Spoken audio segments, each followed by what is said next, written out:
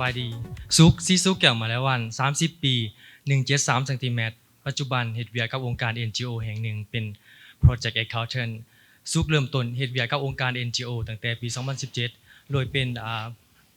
Finance Assistant You Field และซุกมีการพัฒนาตัวเองมาตลอดแล้วก็เฮ็ดให้เห็นหัวหน้าเพิ่นเห็นศักยภาพของเขาจึงโปรโมทเขาเป็น Finance Officer ซุกมีความหักมากกับการออกกำลังกายหลายแล้วก็มักกินอาหารเพื่อสุขภาพแล้วก็สิ่งหนึ่งที่ซุกมักฟังในเวลาว่างคือพอดแคสต์เกี่ยวกับการพัฒนาตัวเองเนาะแบบจิตวิทยาแล้วก็มักร้องเพลงเพื่อที่ว่าเสียงเพลงมันจะเป็นเฮ็ดให้เฮาปลดปล่อยอีกหนึ่งความฝันที่ซุกอยากอาชีพที่สุดก็คือการเป็น Mr. Universal ขอขอบใจตอนนี้ก่อนไปฮอด Mr. Universe ลาว30 วินาทีในการที่จะตอบคีย์เวิร์ดซึ่งคีย์เวิร์ดของน้องคือโอ้โหเข้าพอดีอำนาจของเงินอำนาจของเงิน30 วินาทีจับเวลา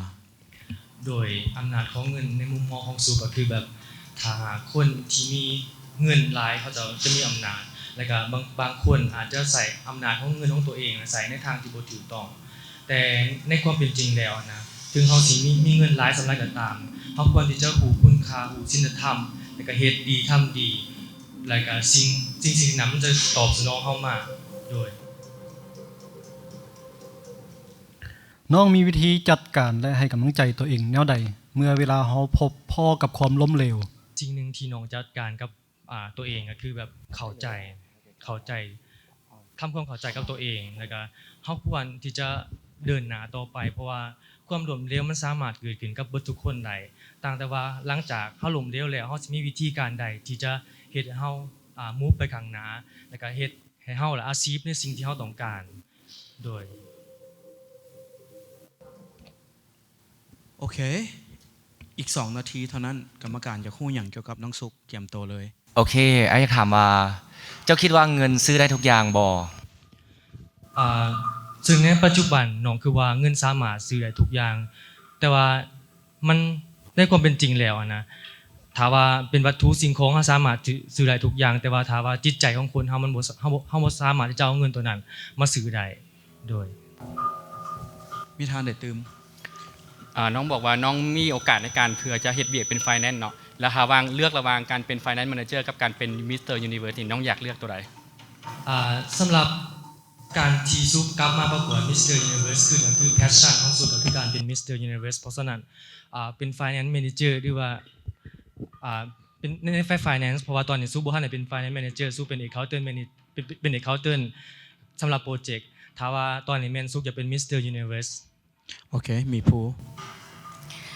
ปีนี้น้องมาเทื่อที่2เนาะอยากรู้ว่าปีก่ายกับปีนี้น้องพัฒนา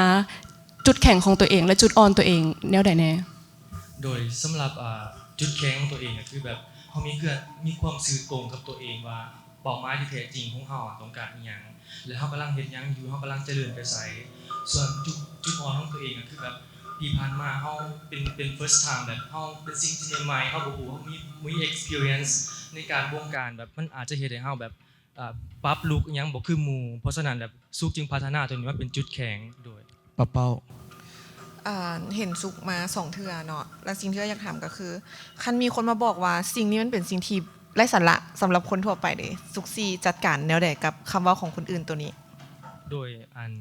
สำหรับคำเว้าของคุณเฮาบ่สามารถที่จะไปกำหนดให้เขามาคิดหรือว่าเห็นในสิ่งที่เฮาเฮ็ดเพราะว่าเฮาฮู้ว่าเฮาเฮ็ดอีหยังและเฮากำลังจะไปใส่แบบคำเว้าของเขามันก็เป็นเพียงแต่คำเว้าซื่อๆเขาบ่ฮู้ในสิ่งที่เฮาเฮ็ดผู้ที่ฮู้ที่สุดก็คือตัวเฮาเองว่าเฮาเฮ็ดอีหยังอยู่โอเคเฮ็ดได้ดีหลายเนาะสำหรับน้องสุก